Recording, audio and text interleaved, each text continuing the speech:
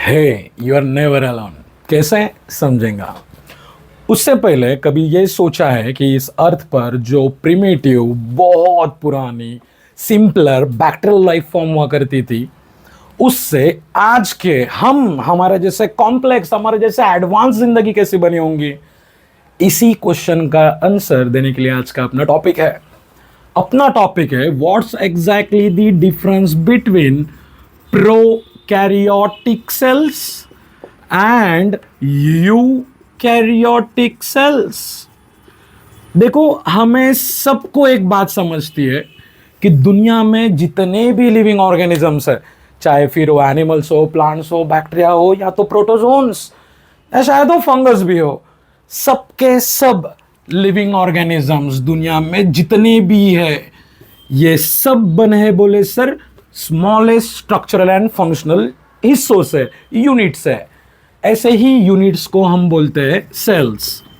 जिस तरह से एक दीवार को बनाने के लिए बहुत सारी ब्रिक्स लगती है, उसी तरह से मेरे शरीर को बनाने के लिए, मेरे शरीर का स्ट्रक्चर एंड फंक्शन बनाने के लिए स्मॉलेस्ट यूनिट की जरूरत है, और ऐसे यूनिट्स को अपन बोलते हैं सेल्स। We know that. हमने सेल्स को समझने के लिए, उनको आसानी से समझने के लिए क्लासिफाई कर दिया है, डिफरेंशिएट कर दिया है दो टाइप की सेल्स में। कुछ सेल्स जिन्हें हम प्रोकैरियोटिक सेल्स बोलते हैं, और ऐसी सेल जिनसे हम बने हैं इन्हें हम यूकैरियोटिक सेल्स बोलते हैं।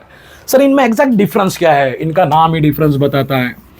प्रो का मतलब होता है बच्चों एक्चुअली प्रो प्लेयर रहते ना, प्रो का मतलब होता है फर्स्ट, या फर्स्ट को हम कंसीडर कर सकते हैं वेरी ओल्ड टाइप, या तो फिर बहुत ज्यादा प्रिमिटिव।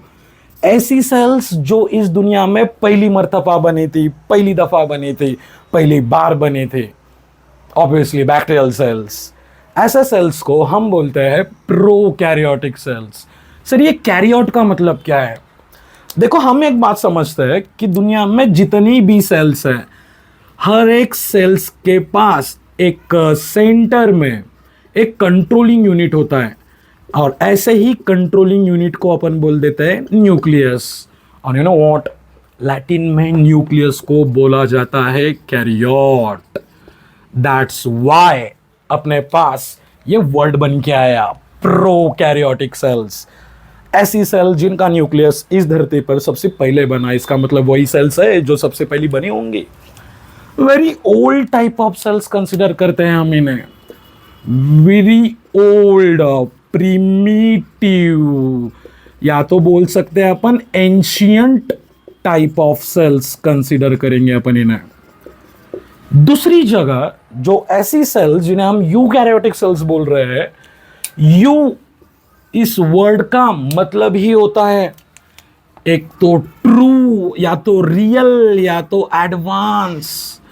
सो ऐसी सेल्स जो एडवांस है, ऐसी सेल जिसकी वजह से अपन बने हैं, जो कि बहुत ज्यादा कॉम्प्लिकेटेड हो सकती है as compared to prokaryotic cells, ऐसी सेल्स को हमने बोल दिया है यूकैरियोटिक सेल। कैरियोट को तो मतलब पता ही है। ऐसी सेल्स जिन्हें हम advance type of cells consider कर सकते हैं, advance type of cells consider कर सकते हैं। आसान बात है। देखो, प्रोकैरियोटिक दिमाग में आया ना तो समझ जाने का, they are only talking about bacteria. दुनिया के जितने भी बैक्टीरिया है, चाहे फिर वो आर्के बैक्टीरिया हो या तो eubacteria, they all are made up of one type of cell, और ऐसे सेल्स को अपन बोल दे रहे हैं प्रोकैरियोटिक सेल्स, ऑल बैक्टीरिया। देखो, हम एक बात नोटिस करते हैं कि बैक्टीरियल सेल और बाकी की जो सेल्स है, लाइक अपनी बॉडी की जो सेल्स है, इनमें डिफरेंस है, और यही डिफरेंस तो हमें आज के लेक्चर में पता करना है। यूकैरियोटिक सेल्स ऐसी सेल जिनसे हम बने हैं। अच्छा, तो फिर सर एग्जांपल्स क्या क्या है? ऐसे कौन से ऑर्गेनिजम्स है जो यूकैरियोटिक सेल से बने हैं? लाइक दुनिया के literally all animals, all plants, उनमें अलगी भी आती है।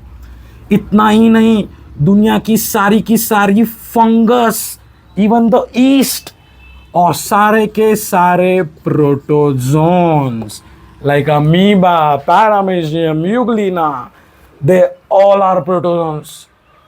एक बात समझती है कि हाँ, प्रोकैरियोटिक सेल्स ऑल टाइप होती है, यूकैरियोटिक सेल एडवांस है।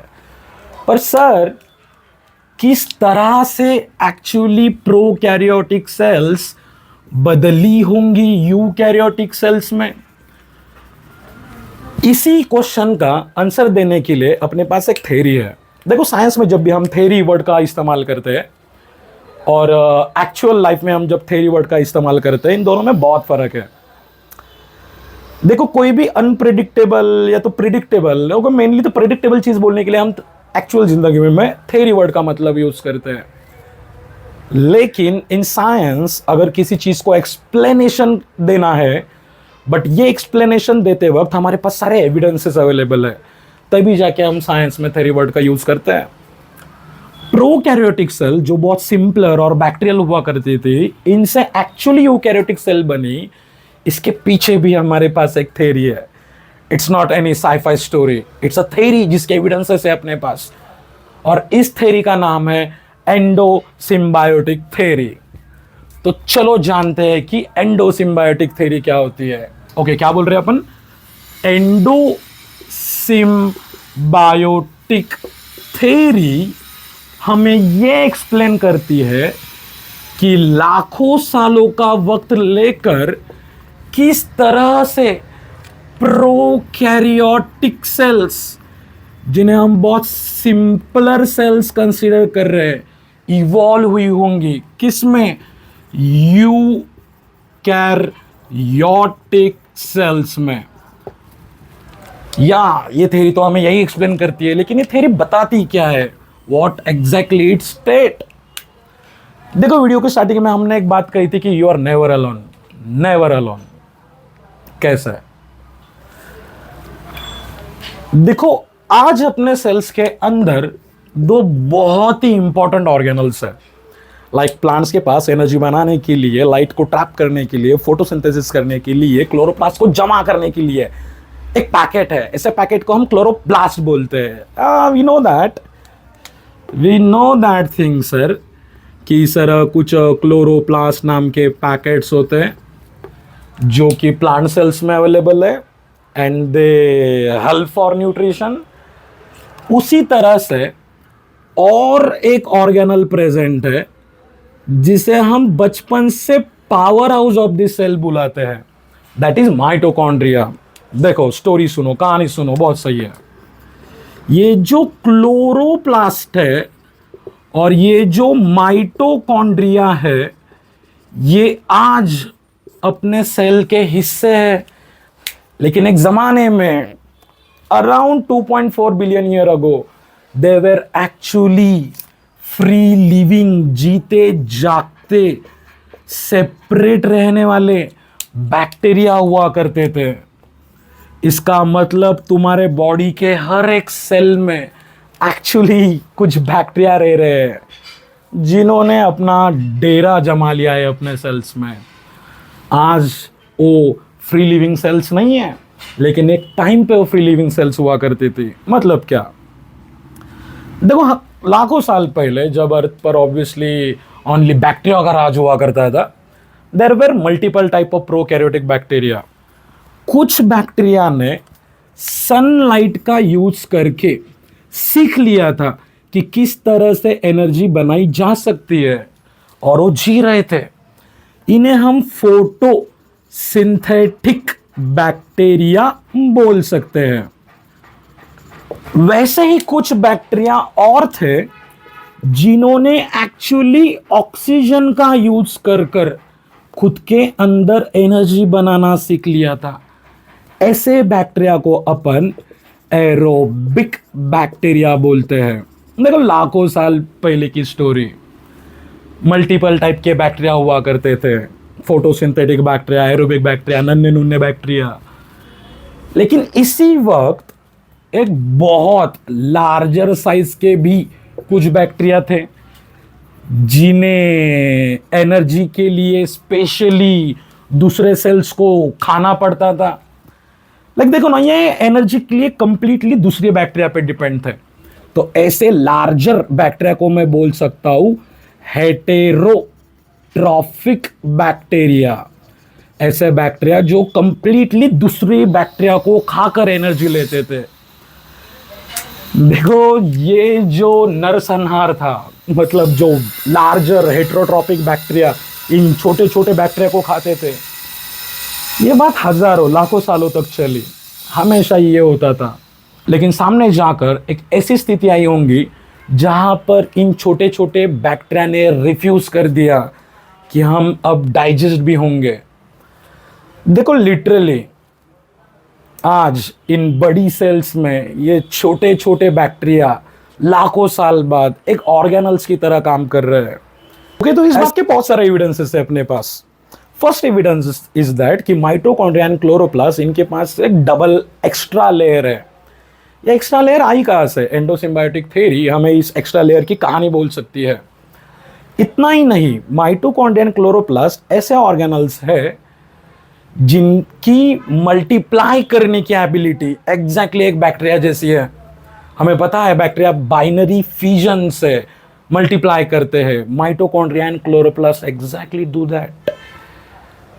और सबसे इंपॉर्टेंट एविडेंस कि माइटोकॉन्ड्रिया एंड क्लोरोप्लास्ट जो कि अपने आज हिस्से है, इनके पास खुद का डीएनए है, खुद का जेनेटिक मटेरियल एंड खुद की प्रोटीन फैक्ट्रीज है, राइबोसोम्स है। और यही एविडेंसेस इनफ है हमें ये बताने के लिए कि हाँ, प्रोकैरियोटिक सेल्स ही, जिन्हें हम बहुत old type of cells consider करते हैं, ये इवॉल्व हुई है लाखों सालों का वक्त लेकर आज की एडवांस यूकैरियोटिक सेल्स में। Exactly, you are never alone. That's how endosymbiotic theory हमें एक्सप्लेन करती है कि दुनिया में जिंदगी बनी किस तरह से होंगे। देखो मॉडर्न वर्ल्ड में भी एंडोसिम्बायोटिक थ्योरी का एक बहुत अच्छा एग्जांपल है अपने पास। लाइक मेरा गट जो है, मेरा जीआईटी जो है, उसमें मल्टीपल माइक्रोबायोम है और ये माइक्रोबायोम एक्चुअली मुझे जिंदा रख रहा है। खाने पचाने से लेके तो उसका न्यूट्रिशन एब्जॉर्ब करने तक ये बैक्टीरिया मुझे मदद कर रहे हैं। बिना इन माइक्रोबायोम मैं ऑब्वियसली ज़्यादा सर्वाइव नहीं कर सकता और बिना मेरे वो सर्वाइव नहीं कर सकते। इसका मतलब दो अलग अलग स्पेसीज कुछ ना कुछ प्रॉफिट की वजह से साथ में रह रहे हैं। और ऐसा जब जब होता है तब ऐसे रिलेशन को हम सिम्बायोसिस या सिम्बायोटिक कनेक्शन बोलते हैं, जहां पे दोनों भी स्पेसीज का कुछ ना कुछ प्रॉफिट हो। देखो ना, जो लार्जर हेट्रोट्रॉपिक बैक्टीरिया थे, इनको आज एक प्रॉफिट है। लाइक एनर्जी बनाने के लिए उनको दूसरे को खाने की जरूरत नहीं। अनलाइक इन छोटे छोटे बैक्टीरिया को भी एक प्रॉफिट है, उनको एक रहने के लिए प्रोटेक्टेड घर मिला है। That's how endosymbiosis work. मिलते हैं।